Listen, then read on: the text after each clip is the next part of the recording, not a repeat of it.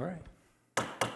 Good evening, Temecula. I will call to order this July 28th meeting of the Temecula Public Traffic Safety Commission, and we will begin with a flag salute led by Commissioner Maddox. All right, everyone, please rise. Ready? Begin. I pledge allegiance to the flag of the United States of America and to the republic for which it stands, one nation, under God, indivisible, with liberty and justice for all. And roll call. Commissioner Ackerman, Here. Carter, Here. Maddox, Here. Richardson, Here. and Sullivan. Last but not least. Thank you. Very good. And I assume no public comment based on what I see. Correct. We'll go straight to consent calendar. I don't need to read the blurb. So we have one item, action minutes of May 26, 2022. Move to approve. Second. Motion by Sullivan, second by Maddox, and roll call vote. Commissioner Ackerman, Aye. Carter, Aye. Maddox, Aye. Richardson, Aye. and Sullivan. Aye. Thank you. All right, moving on to business. Item 2 is Highway Safety Improvement Program, HSIP Cycle 11 grant. Thank you, Mr. Chairman. Commissioners, good evening. This presentation is to provide an update on the Cycle 11 grants that we're going to be going for this upcoming cycle. So as we mentioned before, we previously brought up some of these projects. Some of them should be familiar based on the LRSP, but a little background on the HSIP Cycle 11. The HSIP program, it funds local safety projects. It's a competitive grant process. The grant is due September 12th of this year. With the selection is probably going to be around early 2023. And we've come up with 5 projects that we are going to apply for. And that's what we'll be reviewing tonight. So the first one, this is one that was part of the LRSP. This is upgrading pedestrian countdown signals. We'll upgrade the remaining 55 in the city. We just actually completed the first round out in the field recently. As part of this grant, also we'll be upgrading traffic signal controllers. Right now, we've estimated about a $500,000 project cost and a 10% city match based on the grant. Now, when I mention all these costs right now, this is what we're trying to shoot for. We think we can get it, but it's still dependent on as we go through the grants. We have a consultant working on 3 of these project grants. The other project, another one that was in the LRSP, is improving signal hardware. This one we're going to update all our traffic signals with LED safety lighting. In addition, some signals we're going to upgrade signal hardware, vehicle heads, wiring, and controller cabinets. We're going for around $2 million on this one with a 10% match. The third project is improved signal timing. This is another one identified in the LRSP. This one's going to upgrade fiber communications and signal timing on multiple corridors. What we've looked at is probably Butterfield Stage Road and Inez Road. In addition, we're going to upgrade traffic communication equipment related to fiber and controllers. This one, we're shooting for about $1 million project, and this one has a 50% city match. The fourth project is bike safety improvements. This one's not identified in the LRSP, but this is a special set-aside grant for the HSIPs. For the HSIPs, they have these set-asides that they just have a big pool of money, and you just kind of fill out a form. You don't have to get you don't have to get accident data. It's basically you apply for it. If there's money available, you can win the money. You can win up to $250,000. So we're going to be submitting 2 of those. The first one is this bike safety improvement, and we're going to try to get bike detection loops and green bike legends on various corridors. We haven't identified them, but we just want to get a big pool of money and try to make improvements around the city with it. So that one we're shooting for $250,000, and that's also a 10% match. The last project, another set-aside grant, is we want to upgrade pedestrian crossing enhancements around schools. Recently, we've been looking at a lot of schools, and a lot of the ADA ramps aren't compliant. So we have a whole list of locations where we want to improve the ramps. Another one, we want to go for $250,000 with a 10% match. And with that, staff's recommendation for the commission is to just receive and file this. We'll be taking this to council to talk about matching the funds, because this is a significant amount of matching funds. And we're going to be taking that, I believe, in late August. So that concludes this presentation. Can open up to any questions. I'll start. So from the LSRP, how did we pick these 5? Were they because we think these ones have the better chance of being approved, or was there a strategy to picking these specific ones? Yeah, the strategy within the LRSP is, one, there's a lot of accidents for these locations, and also they would score really well based on the accidents to get funding. It's not enough just to have a lot of accidents, you got to have well-qualifying accidents. Yeah, it sounds backwards. We want good accidents to get the money, but It's- that's the yeah. rules you got to play by. Yeah, and as Nick mentioned, this is a competitive program, and they score these projects. They determine a benefit-cost ratio for each of these projects, and you have to reach a certain high benefit-cost ratio in order to be awarded the funds. So we're trying to maximize that benefit-cost ratio. Very good. My other question was, can they approve less than the target amount? So like the one you have 250, can they go, hey, we're going to give you 150 on that, and then you guys would adjust, or is it kind of a you get it, you don't get it thing? That's a good question for the set-aside. I'm not really sure on that. I do know if we win our first 3 grants and they run out of money on the set-asides, they won't be awarding us that set-aside money for those other 2 grants. They kind of want to spread it out to other cities that may not win any of the competitive grants. So it's just we're throwing our hat in the ring, and hopefully we can win that as well. Right, and very good. The final question I had, does the city match help when they're evaluating these? If the city couldn't provide match, would, that put you in a different, make you less competitive? In this case, it's mandatory. It's mandatory, okay. Yep. Very good, thank you. That's all I had.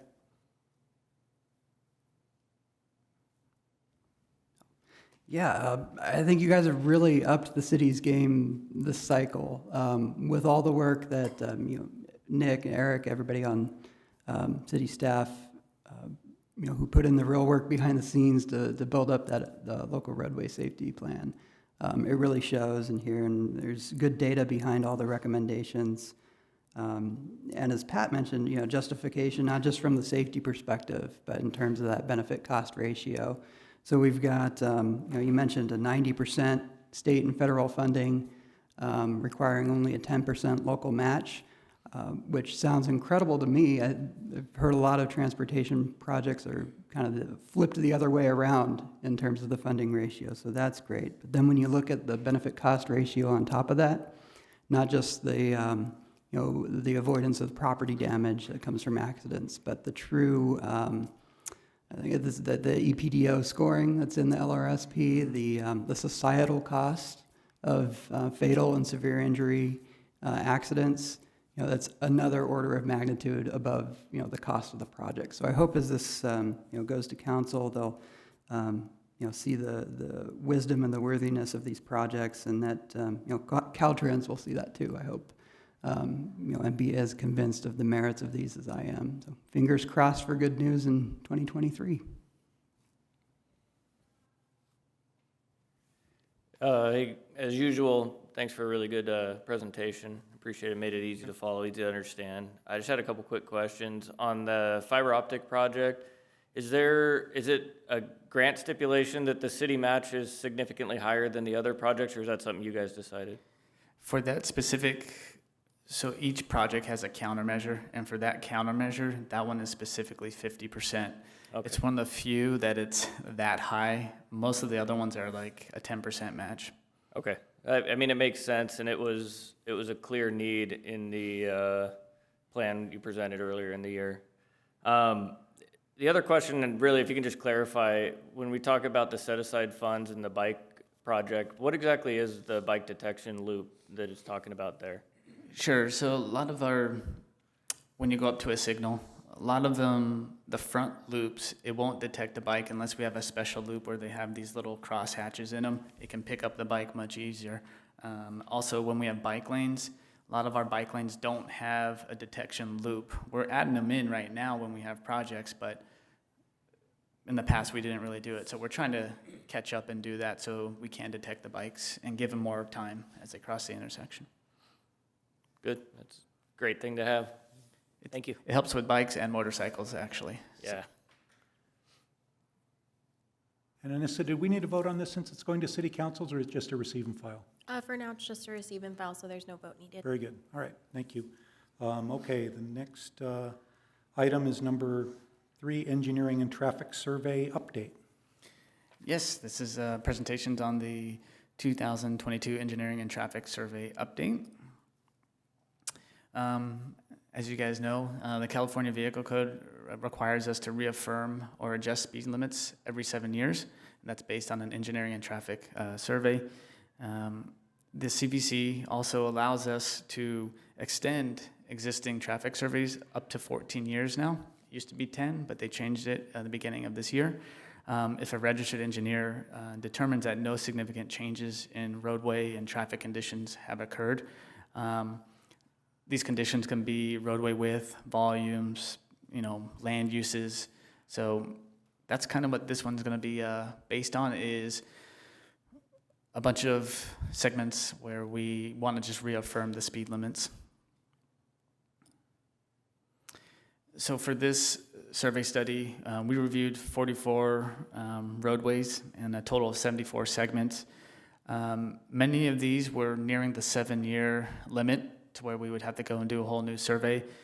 But Eric and I, we went through them. We determined that the roadway segments really haven't changed much significantly where we would say, hey, we should probably get another survey. We also thought the speed limits were already reasonable too. We didn't see the value in going out and changing it and possibly increasing the speed. We thought they were pretty fair already. I want to mention though, when significant changes do occur for any of these roadways, we will have to go ahead and do an engineering and speed survey update. Even though we're extending this to 14 years, if something changes, for instance, like on Diaz Road, how we have a widening CIP project, we will have to redo a survey for that. And that's why I'm extending it for this one, just because there's no point to do it if we're going to be changing it in a year. So try to be cost conscious there. Also wanted to mention Butterfield Stage Road. We didn't want to do that one yet due to the new signal at Listonic, which will be occurring hopefully next year. That's the plan. So once that one comes in, we'll do that whole southern section road of Butterfield Stage Road. So that's why we waited on that one as well.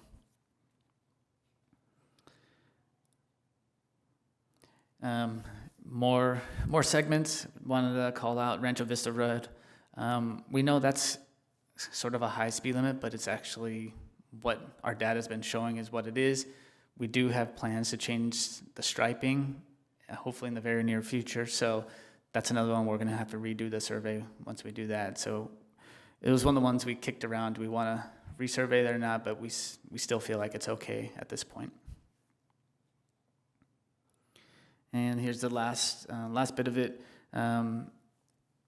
Inez Road is another one we thought about maybe redoing, but with the new striping changes that are active this week in between Santiago and Rancho Vista, we decided let's just wait till that's done, and then we'll probably resurvey the whole thing.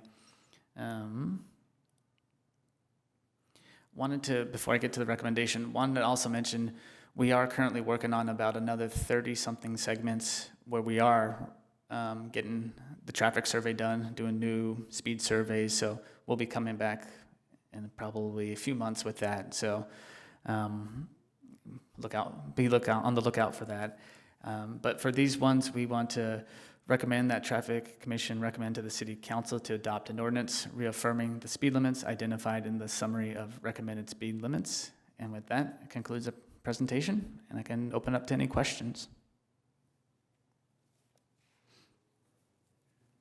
Yeah, I just want to confirm that when we do the restriping, that means we do or will, right after it's done or soon after it's done, be doing. I know we're doing the diet in places and going from 2 lanes to 1 or 1 lane to 2, so, Yeah, we'll probably let it play out over right. 2-3 Let weeks, people maybe get a used to month, it. get used to it, and then we'll go ahead and do that survey. Okay.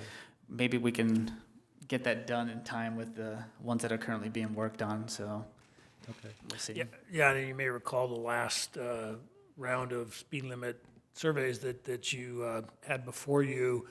For example, one of those was Vale Ranch, Red Hawk Loop, and that was a reduction in the speed limit, which was approved. We actually haven't implemented that yet, but that is in the process of being implemented.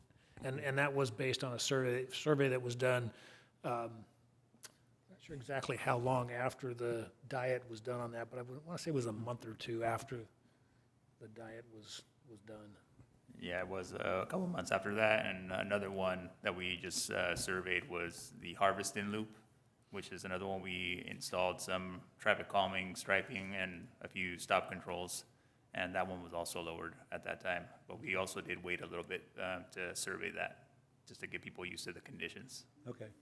The term significant changes was used, and some people wouldn't consider paint significant changes. They're talking jackhammers and cement trucks or whatever, so I'm glad to hear that's the case. The other question I had, we say survey, but now we mean get data from the automated system. We don't mean put tubes out, or what is a survey today?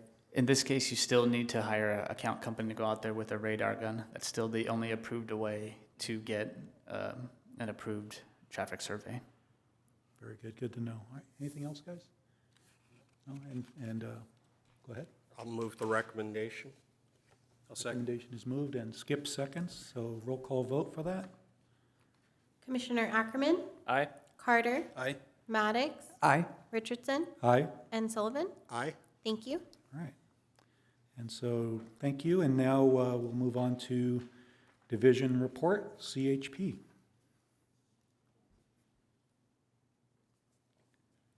Good evening.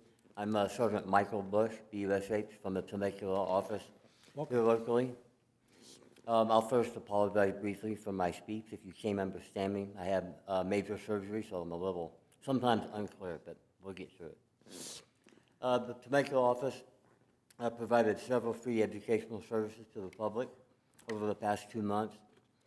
We did 13 child safety seat installations, 2 team driver presentations, 1 Start Smart presentation, 1 adult distracted driver presentation, 4 Age Well Drive Smart presentations, and we hosted 2 traffic safety booths. For enforcement activity, we issued 1,545 citations and have a total of 2,656 enforcement contacts.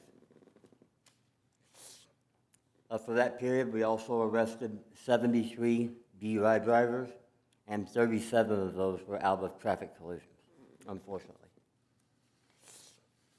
And traffic collisions, we have 145 non-injury collisions, 138 injury collisions, 1 fatality, for a total of 284 collisions investigated. Do I have any questions? No, thank you. Thank you. Yep. And I see no fire. I think they're probably busy, and so we will proceed to Police Chief's report. Good evening. Good evening. I'm Sergeant Pratt with the Riverside County Sheriff's Department, serving the city of Temecula. I have the opportunity to oversee the motor team at this time, which is, of course, our enforcement wing. Since we didn't have a meeting in May, is somebody in charge of this screen? Over there? There you go. If we could skip ahead to, it's just the green block in the June publication. Right block, but in the other, there should be 2 attached. Thank you very much. The trend has been upward in our enforcement, despite the fact that we are down about a quarter of our team right now. The good news is that we have 3 deputies that we're just waiting for schools to send them to at this point. So we're going to finally, hopefully, reach full production on our motorcycle team for the first time in quite a while. So these numbers hopefully will go up with that. One of the trends that I've noticed over the last year in the city is the seatbelt citations. Generally, the city has always had a very high compliance rate. When we did survey several years ago, it was something like 97, 98% compliance rate. These numbers have been creeping up steadily. I myself have been noticing people not wearing their seatbelts and taking enforcement action. It's just something to keep in mind because it does lead to upticks in things like our injury TCs. As you can see, in May, we wrote 1,381 hazardous citations, and in June, 1,437. Non-hazardous citations, 172 in May and 224 in June.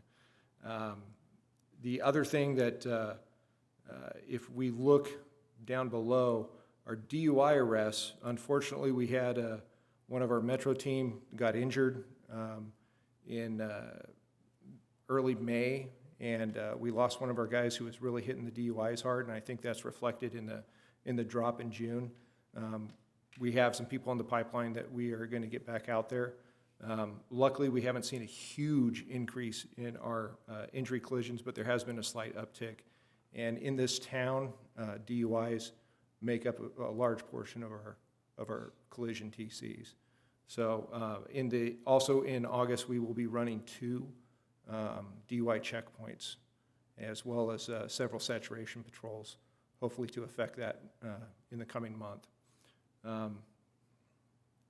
Other than that, are there any questions, concerns? No?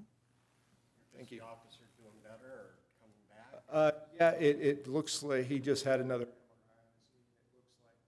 Oh, sorry, it's touch sensitive. And his last MRI looked like mechanically his knee's fine, so they're just waiting for some swelling to go down. And ironically, it was with a combative DUI subject that he got injured. So he should be back soon, and he's very upset because he was hoping to keep his numbers nice and high this year. He wanted to get 100 DUIs for the year.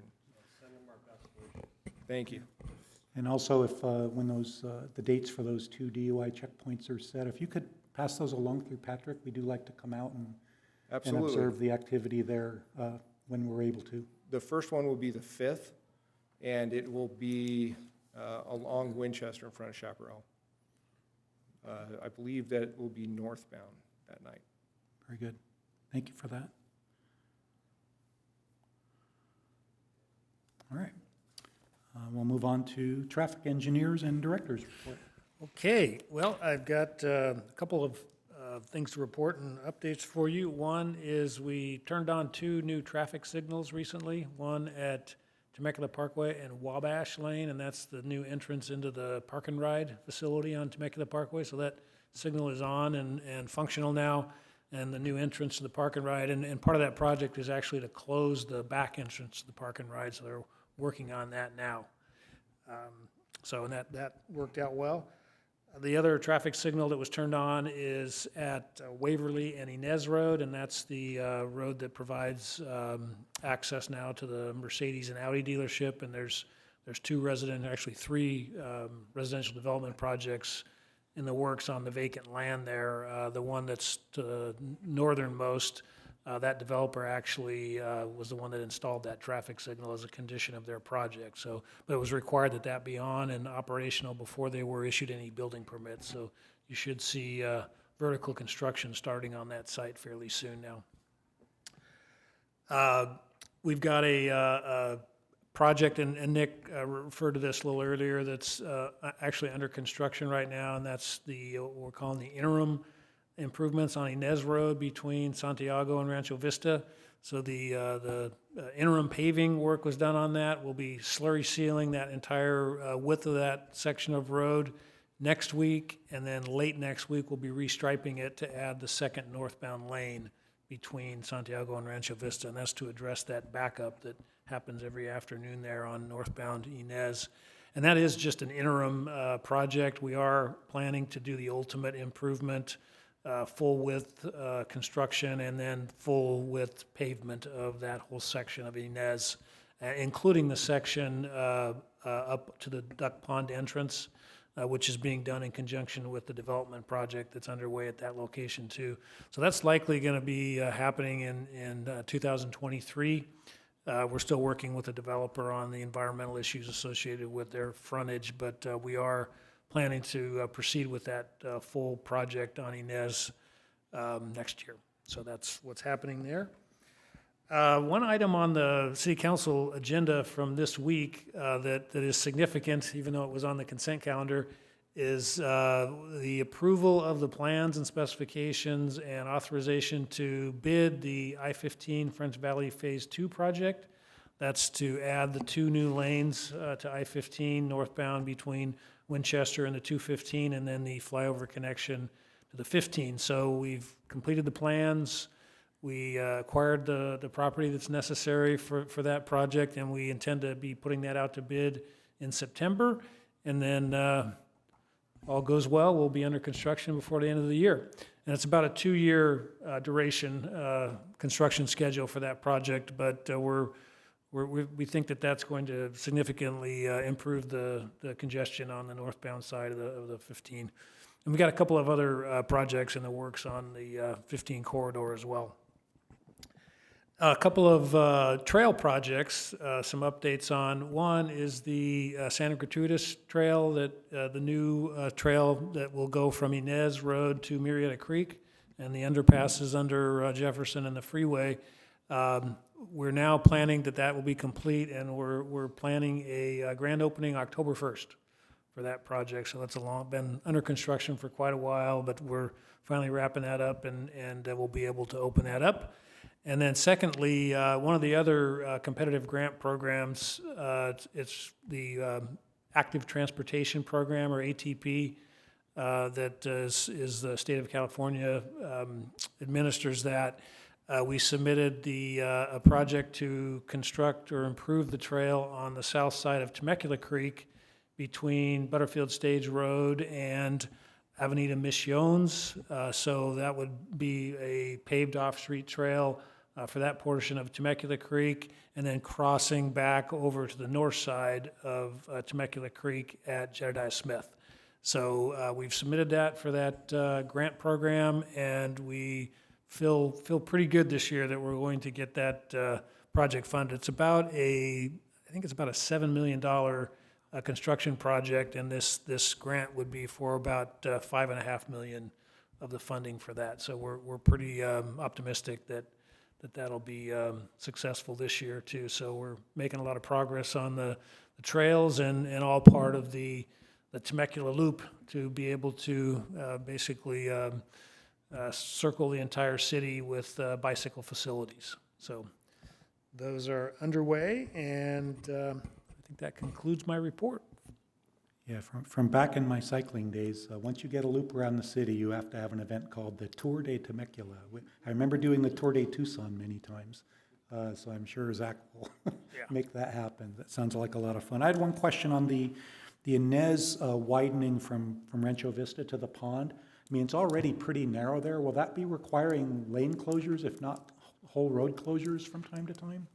Are you talking about the section from Rancho Vista up to the pond? Yes, there? Well, that is not part of what's under construction now. That would be part of the project for next year. Right. Would definitely require lane closures during the construction of that. So we haven't really looked that closely at the logistics of that yet, but because of the current width, it'll be a challenging project for construction. And then we've got the drainage channel on the east side of the road there, and so that even the design of that, which hasn't been completed yet, is going to be a challenge also. Very good. All right, yeah, as an engineer, I look forward to seeing how that one plays out, so, very good. All right, any other questions for Patrick? No, good. All right, well, A real quick one that I might have brought up, it's been a few years.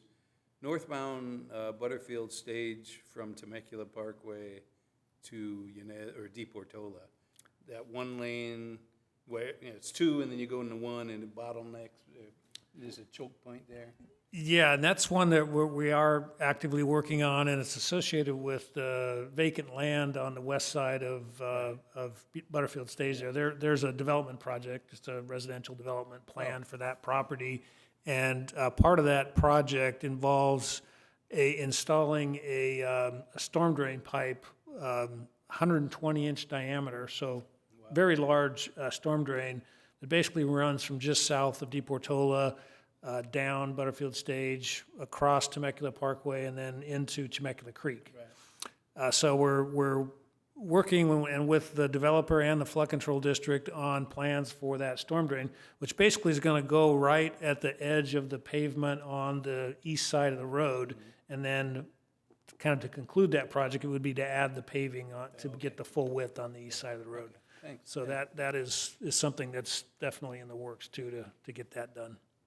How soon before they start breaking ground in that housing thing? Well, our cost estimate for that storm drain project is higher than, construction projects in general, the bid prices are higher now than they were not too long ago.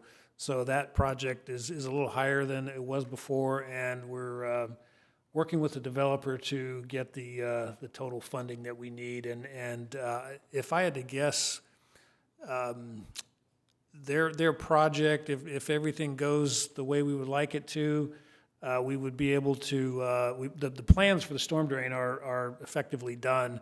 And if everything goes the way we'd like it to, we're looking at trying to identify all the funds for the storm drain project, be able to move forward with that, and then their map would be approved before the end of the calendar year. Wow. And they would likely then start construction on it next year. Right. Thank you. Hey, JR, sorry, real quick, I had one. After the last meeting, so 2 months ago, I had brought up about the misstriping of the road on Butterfield southbound near Summers Bend there. Do you know if there's any update on that? The number 2 lane got very narrow. Yeah, I actually talked to Rodney, which is our FOC manager, about it, because that was done as part of a contract with one of our striping contractors. And looks like it got missed because it was supposed to shift that striping over for that lane line. So I talked to him briefly when we were meeting at the Nez paving project, and I sent it over to him earlier this week. So it should be something that gets taken care of soon. He's got our maintenance striping happening September, October this year, so it will probably be addressed when they're out there for that. Thank you. All right, with that, we'll move on to commissioner reports. Start on South End. I don't have anything new to report. Very good. David? Yeah, so I was fortunate to be able to attend the meeting of the I-15 Task Force last week, which is the first time the task force has met in several years. I was there with Pat and Councilmember Marianne Edwards, a few other delegates from the city. Of course, last time, or the last iteration of this group met throughout 2018 and culminated with Temecula bringing back about $100 million in outside funding for I-15 freeway projects. So it was very successful. I'm very excited to see it back. This meeting last week was a little bit of a reset or a catch-up for everyone. We had a very informative presentation from Ann Mayer, the Executive Director of Riverside County Transportation Commission, and she provided sort of an update on the state of transportation funding and some pretty good insight into some of the upcoming and pending state legislation. So we got some good info on that and how that could change the funding formulas. The good news, and my takeaway from it, is that Temecula is very well positioned to go after pretty much any future funding, no matter what happens, what bills are ultimately signed into law or not. we've got our plans in place to remain competitive in those. Of course, we talked about the local roadway safety plan, which is setting us up for success with HSIP. We already adopted and got a system in place for measuring vehicle miles traveled, which will help us, if those bills go through, tying funding to VMT reduction, or if funding becomes more tied to the goals in California's new climate action plan. We're prepared to compete for those projects. And then, as Pat mentioned, we've got multiple planning documents setting out active transportation plans. We know exactly where we have opportunities within the city to close sidewalk gaps, and Pat talked about connecting our trails as well under the active transportation program. So Temecula has done its homework. We're well prepared. The balance of the task force decided to kind of wait and see where all the legislation lands at the end of this year's legislative session, and then they're going to kind of figure out their next steps from there. But we're in good shape, and Temecula, in the meantime, as Pat mentioned, is going to be moving forward and following through on all those freeway projects that we got funding for in the previous round. So a lot to look forward to there. And then I had one other item. This last week was also the final meeting of the Quality of Life Master Plan Committee. And we took a look at the final, not final, the new draft document, pretty close to final, reviewed that in its entirety. That's going to be going to City Council for final approval in September, but before that, it's going to make its way back through the boards and commissions. And, so you all have a chance to review it, and looking forward to hearing all of your insights and input on that. If everything stays on schedule, that'll be on our next agenda at our August meeting. That's all I have for this month. And thank you for your representation on the QLMP panel. That I think you served us well there. Thank you. I just had a couple things. One, for City Council Tuesday, I've asked Skip to sit on the dais for me since I will be in Orange County that day. I'll just make a note that Skip will be reporting on Tuesday. The other thing I wanted to mention, on De Portola, I was driving today between Meadows and Margarita, and the brush between Linfield School all the way to Margarita is tall and brown as ever. I think it needs maintenance. It certainly looks like a fire hazard to me. It looks like nothing's been done in a while. So I don't know if that's a code enforcement drive-by or what we do for that, but I think it needs attention. Is that PABA? PABA, yes, sorry. We'll have our code folks take a look at that. Yeah, very good. That's all I had, Brad.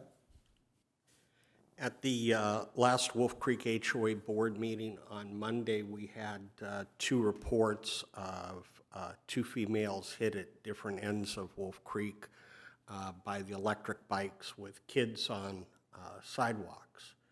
And unfortunately, one of the women that was hit ended up with a small fracture in her spine. The kids did not stop. They just turned around, laughed, and kept going. So I was asked if perhaps law enforcement could step up enforcement on the electric bikes on the sidewalks.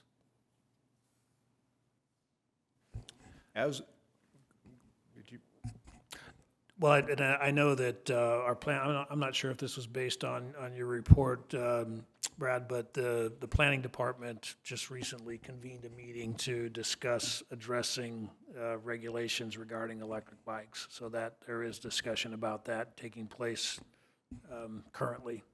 Wonderful, because in the evening we have,